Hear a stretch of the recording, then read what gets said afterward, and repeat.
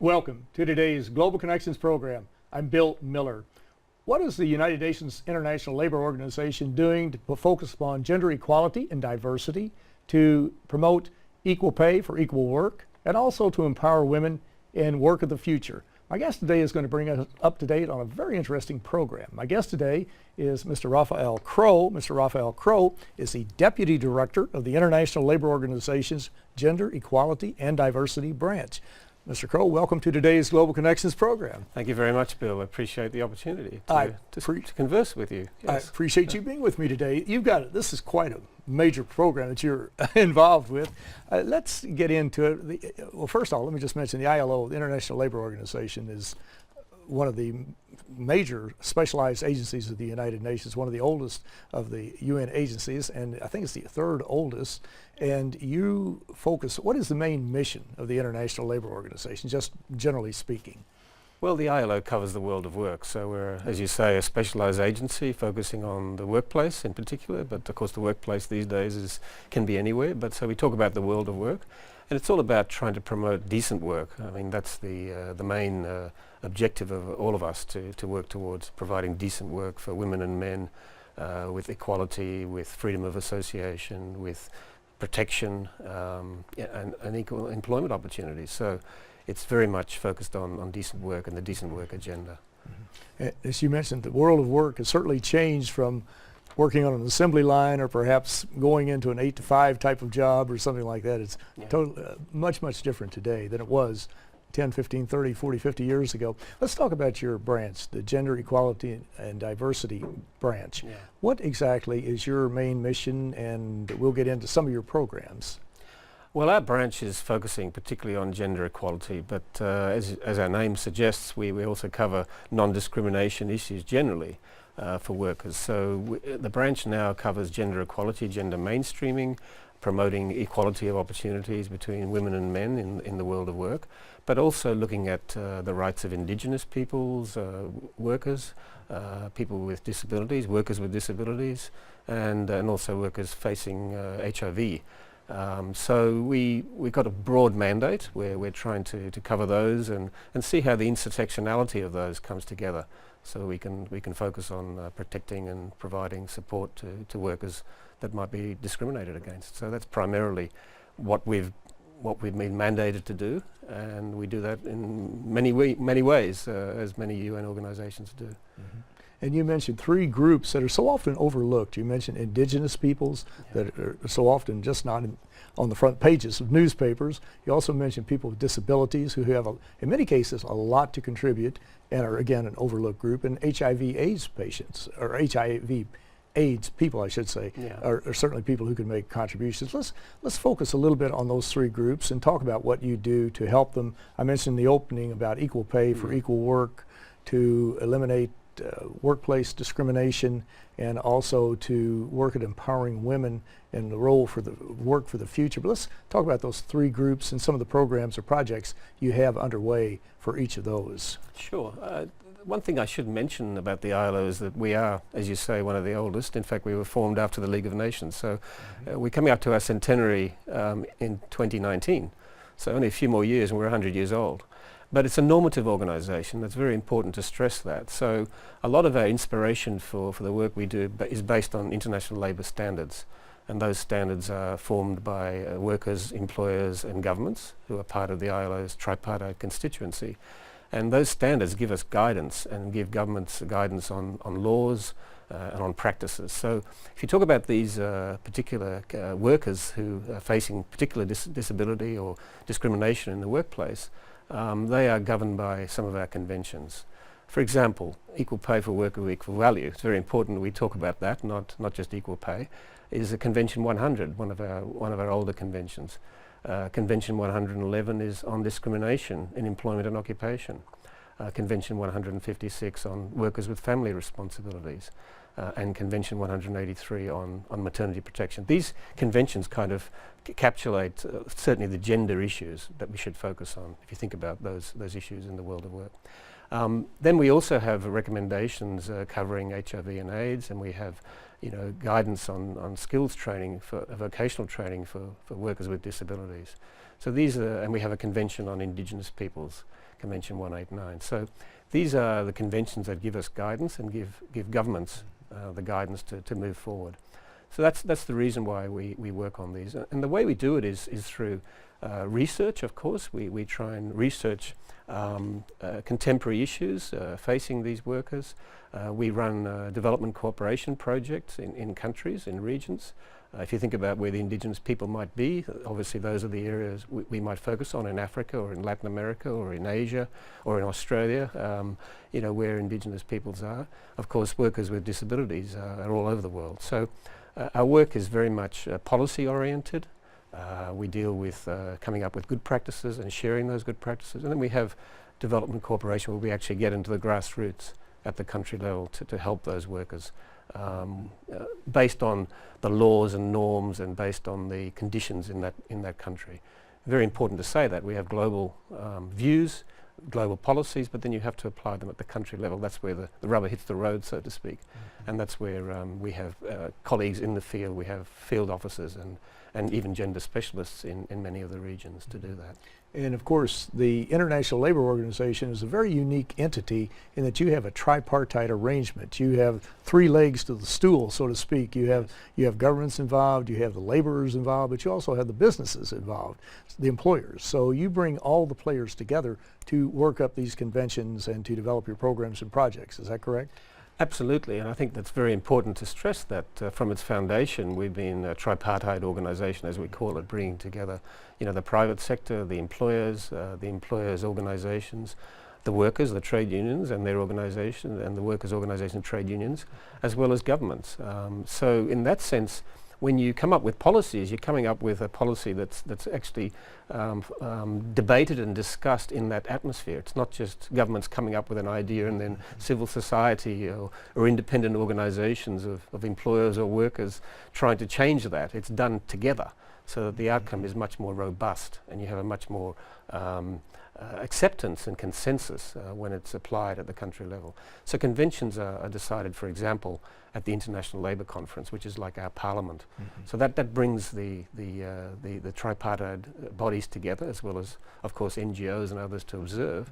And then they come up with either policies or conventions or recommendations or even resolutions, and they get promulgated into national law. That's one way. The other way is the ILO has a governing body, which is tripartite as well. If you like, that's our board. So you have the parliament, if you like, of the International Labour Conference, meets once a year in Geneva. There's about 3,000 or 4,000 delegates that come. And then you have the governing body, which meets more regularly. So that's tripartite. Then you have a number of meetings of experts, and you have meetings on technical issues and sectoral meetings that brings these parties together to decide on a particular industry, for example, or a particular issue. Recently we had an expert group meeting looking at violence in the workplace, which perhaps we can talk about a bit later. Yes, please. But so certainly that's how we operate. And as I said, it means that the ILO is not just an intergovernmental organisation. It's very much one which has checks and balances. So you're getting contemporary cutting-edge issues from the employers. They're saying, what is happening in the world of work? The workers are saying, this is actually happening in our countries. These are the problems faced by trade unionists, or this is the problems they're getting of getting violence against them, or where they're getting locked up. So it's a very, very strong and vibrant organisation. That's why we've lasted so long and we have such a good reputation. And that violence in the workplace is very important. That is something that, are we seeing more of that, or is it just that the reporting is getting better? It seems that in many cases where there's violence against women, or just violence period, that it seems to be that we hear more about it today, and not to say it's on the increase, I don't know, but is it more of a problem today in developed and economically developing countries as to the violence against people in that workplace, other employees or employers against employees, or whatever the case might be? I think it's always been there. If you think about certain industries, and this is where most of our work has gone in the past, is looking at particular industry. If you think about the health industry, nurses, or you talk about paramedics, or you talk about emergency services, police and firemen, or you talk about transport, bus drivers or taxi drivers, you're talking about these ones these employees or these workers are facing that every day, and it's always been an issue. They face violent situations, and there are occupational safety and health issues. But I think that the focus more these days, or the reason it's become more, is because, as you say, there's more research done in it, there's more advocacy groups bringing it forward, and there's more issues affecting. And the whole issue of the world of work is changing. So you're talking about cyber violence, if you like, as well. So that's, I think, bringing it up to the forefront, why it's becoming more of interest, and why the ILO has taken a decision that we should actually look at perhaps an International Labour Convention on this. We'll start debating that in 2018 to look at that in the world of work. And we're talking about the world of work, not just the workplace, because the workplace it could be anywhere. It could be on your way to work, could be, etc. So that's why we try and look at in that context. Right. What are some of the forms of cyber violence? We're hearing more about cyber warfare. We hear about cyber espionage. We hear that perhaps every country in the world is vulnerable to some type of cyber attack. What are some of the specific examples of how that could take place as far as being detrimental to the people against whom it's taking place? Well, I think there's a couple of areas. If you look at the internet, or you're looking at perhaps social media, obviously people can be harassed, or they can be mobbed at work, or by people outside of work, attacking a worker who might be doing their regular day-to-day job. So they're getting bullied, or they're getting harassed, or there might be even some sexual connotations to that. So that's where we're talking about in the world of work context. Another very important and interesting issue that's come up is the issue of domestic violence, and how that often impacts on the workplace, particularly affecting women, where intimate partner violence might affect the woman's ability to get to work, or their ability to stay at work, because they have often to seek shelter, or they need to look after court affairs, and it's difficult for them to stay in a regular employment when they're facing that. So cyber violence might happen. It might be from fellow workers, for example, sending mail. So it's more harassment and bullying. And of course violence also encompasses sexual harassment in the workplace, which is something that's always been an issue for our Convention 111, for example, as a form of discrimination, a very bad form of sex discrimination. So yeah, it's changing, but and we're still researching the impact on the workplace. Yeah, and that is so critical to do that, to focus on that, and to document exactly what is happening, where is it happening, to whom is it happening, who's perpetrating it, why is it happening, and it's very, very important to do that, and it's good that you're moving in that direction. Well, you're watching Global Connections Television, which is a privately funded, independently produced program. The opinions expressed on Global Connections are solely those of the moderator and his guest. We would encourage our viewers to go to our website at www.globalconnectionstelevision.com to view previous programs. Also, if you're involved with any type of media outlet, be it a PBS or a community access television station, or perhaps you're involved with an educational institution that has an intra-campus television hookup, or maybe you just have a website and you'd like to share the programs from Global Connections Television, please do so. You're invited to do that. Global Connections Television is provided free of cost, at no charge, as an international public service to help us better understand exactly how we live in an interdependent world, and what happens in other parts of the world will affect us no matter where we live. Today we're taking a look at gender equality in a variety of different situations, and we're talking to an expert on this area, Mr. Raphael Crowe, who is the Deputy Director of the United Nations International Labor Organization's Gender Equality and Diversity Branch. Mr. Crowe, we're talking about a variety of things here. Before we run out of time, I want to get into this equal pay for work of equal value. This is a problem. We see it in the United States. There's a glass ceiling in many industries. You see it overseas in developed countries. What is being done to maybe reduce that gigantic chasm between the 1% of haves and 1% of haves and 99% of have-nots, or to break that glass ceiling or that steel ceiling or whatever you want to call it, to make sure that people are compensated fairly for their work that they put in a particular professional setting? Well, I think the ILO's convention, as I mentioned before, 100 is the technical convention that deals with this, talking about valuing work rather than just saying equal pay for equal work. We're saying let's value the work for what it is, because often, and it affects women mostly. Women, ILO estimates that it's about 23% difference globally between the average pay of men and women. And that's a lot. Recently there's been some publicity, of course, in Iceland, where the women have been finishing work early because they're saying that their pay is such that by a certain time in the afternoon they're working for free, so they're going to go home. So it's highlighted all over the place. It's been highlighted in the United States, for example, with sports people, with with the Academy Awards winners, actresses, etc. The issue is very much trying to look at a person's work and trying to work out how you value it compared to a man and a woman's work. And often, because men's work is often physical and seems to be harder, you undervalue the care work or the work that women predominantly move into. And that's another issue, is occupational segregation, where women tend to be in more caring jobs than perhaps in the more macho type industries. So there's a undervaluing of women's work, even though a nurse, for example, has got your life in their hands, looking after you and taking care of you. Yet the work of the nurses is not valued as much as perhaps somebody else, a paramedic in a hospital. So it's very much looking at what's the value of that work. And it's shown across the world, not just in developing economies, but in advanced economies, that it's unfair. It's often down to discrimination as well, where qualifications are the same. In fact, more women are graduating these days from university, but when they get to the workforce, they find because of careers that they put into, or the glass ceiling, or the fact that they have to take time off from work because they're having families, they are discriminated against because they seem not to be as committed as workers, so they get paid less. So it's an attitude thing, it's a cultural thing, and it's very much something that's a technical thing where we have to measure work properly. So the ILO is very much, and it's in the SDGs. 8.5 relates to equal pay for work of equal value as a goal by 2030 to reduce that pay gap. So the ILO is working very closely with UN Women, for example, in trying to have a global alliance together to try and global coalition to try and address this issue and bring it to the fore, but also take steps at country level. And governments who have ratified Convention 100, and there's not many that haven't, have an obligation to take action.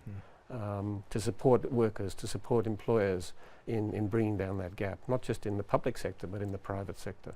So that's something that we're working with governments, and we're trying to promote it, but also to take action to reduce that pay gap and to address these discriminatory attitudes. Yes, and you referenced the SDGs, the Sustainable Development Goals, 17 logical, practical, measurable goals for over the next 15 years, from 2015 to 2013. The development agenda for 2030, I guess, is what we're talking about, to eliminate poverty, to eliminate hunger.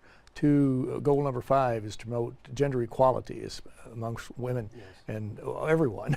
Come right down to it. Number 8, you're focused upon primarily. But these are very important, and so many, it's interesting that these goals were just adopted this past September, well, not this September, September before last, year before last, by the United Nations General Assembly. They've gone worldwide. The governments are aware of them. Many non-governmental organizations are aware of them, but members of organizations perhaps are not quite aware of them. Now I can think of many groups like Rotary International, Kiwanis, Lions. They subscribe to a large number of these Sustainable Development Goals, but a lot of the members perhaps don't know as much about them. But they can always go to www.ilo.org, or they can just Google Sustainable Development Goals to learn more about them and to identify how they can perhaps help make a difference. The last item that we want to talk about is women's participation and the future of work. How do you determine what is the future of work? I think we're all interested in that, and obviously women are interested, men too, but in a broad sweep, what is the future of work? Well, I think that one of the things you might be interested to know, just before I get to your question, Bill, is that next year the Commission on the Status of Women is going to be dealing with women's economic empowerment and the changing world of work. So that'll bring in some of those elements on how the changing world of work is impacting on women's economic empowerment. So that'll be a nice taster for how we deal with this issue. But the future of work is an initiative, actually a centenary initiative of our Director General. By 2019, he's going to produce a report, and the work has already started at country level and regional level to try and look at the changing world of work and seeing what it means for us in the future, not just to the 2030s, but beyond. And of course, we can't predict so far ahead with technology and the way things are moving, but at least we can look at the patterns of work now.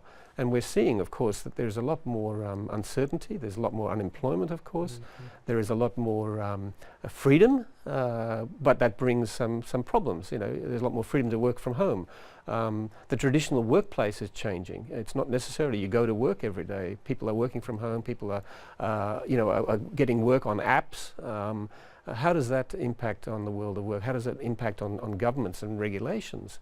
Traditionally, it's always been the employee will go and negotiate with the employer, and you come up with a contract of employment and you have a lifelong job. That's no longer the case. We see it with our youth trying to get into the workforce. They have to change jobs, chase jobs, and it's, the financial crisis didn't help that. So it's very much looking at the future of work, but women's place in that future of work, already it's difficult. The labour force participation rate of women is a lot lower. They get paid less. They're in more precarious work. There's more women that are part-time workers. They're not in decision making because they've got the glass ceiling. So how that is going to impact them when in the current environment it's difficult. How do we deal with women in the future of work? So that's something that we're examining as well. We have a Women at Work initiative as well, centenary initiative. So yeah, it's very much looking, and traditional trade unions and employer organisations, how do they play a role? Social protection, you have a lot of migrant workers. So, traditionally we have pension schemes which are based on the country you live in. So our government's going to look at how do we and acknowledge pension across boundaries, across borders. We have a globalization of the migration flows, and so these are all issues that we have the green economy. There's an opportunities there. The care economy is also, people are getting older in many countries, and the demographics are such that there's opportunities, but there's also downsides to that. So these are all the things that the ILO is grappling with, and with our tripartite constituency, examining the future of work and seeing how that's going to impact on the way we know work now and how it's changing. A lot of people talk about robotics and stuff. That is one element of it, but it's only one element. We shouldn't forget that a lot of the work that's happening now is simply people moving, having to move because they're looking for work, not just migrating to another country, but in-country migration. If you look at many countries that we deal with, there's a lot of people moving to cities. The urbanization is happening. People are deserting the traditional agricultural industry. So how does that affect agriculture? And so these are all things that the ILO is looking at in looking at the future of work. But it's early days, and there's lots more to come in that sense. It certainly is. Yeah. Well, you've certainly encapsulated the major issues there and the major problems. As you look at, though, the future of work, if you were talking to a younger person, say someone who's at middle level or high school or in college or something like that, in the last minute or so that we have left, how would you advise that person to prepare for the future, given that we've seen this cataclysmic change in the work landscape over the last 15, 20, 30 years, or really over the last 5 or 10 probably. Sure. But what would you advise that person to do to prepare himself or herself to deal with these future challenges? Well, that's a very tough question, and because it's changing so often. But I mean, there are some basic things that all young people, of course, should do. They should have, and employers say this all the time. They should have obviously the key reading, writing, mathematics, etc. But also the ability to work together in teams, the ability to be flexible. But they should also prepare themselves for the fact that they may not be in the same workplace for their whole life. So the question of languages these days, learning more languages is an advantage, but it's tough, and I have to admit that the young people, and we have a whole youth employment program, young people are saying, well, I have all the skills, I have high degrees, but I'm having difficulty in getting experience. So it's very much working with employers to give those students, those young people with aspirations and with good qualifications, an opportunity to start work. And then perhaps looking at group schemes, The Europeans are looking at apprenticeships. The traditional apprenticeship system is something that the ILO is pushing for, because we need those skills. Not everyone can become, a high achiever going necessarily into. They can be a high achiever in becoming in a trade, and not just doing high academic qualifications. So we need tradespeople. So very much there's an opportunity in the trades, in the care industry. So I think if you look at the demographics, the aging population, there are lots of opportunities. The green economy is an area, as I mentioned before, the greening of the economy, the green jobs, the renewables. This is an area that could be an opportunity, but it's very hard, and I can't say that I can predict. If I knew the answer, then there'd be lots of youth out there. Well, you threw out jumping some on very interesting suggestions, no doubt about that, and I think it's fair to say that we're living in one of the most challenging times. It's one of the most exciting, perhaps one of the greatest future ahead of us, but it's certainly one of the most challenging. But Mr. Raphael Crowe with the International Labour Organization, I want to thank you so very much for a very interesting and a very informative program. Appreciate very much Thank you. The opportunity once again. I'm Bill Miller. Thank you for joining us today on Global Connections Television.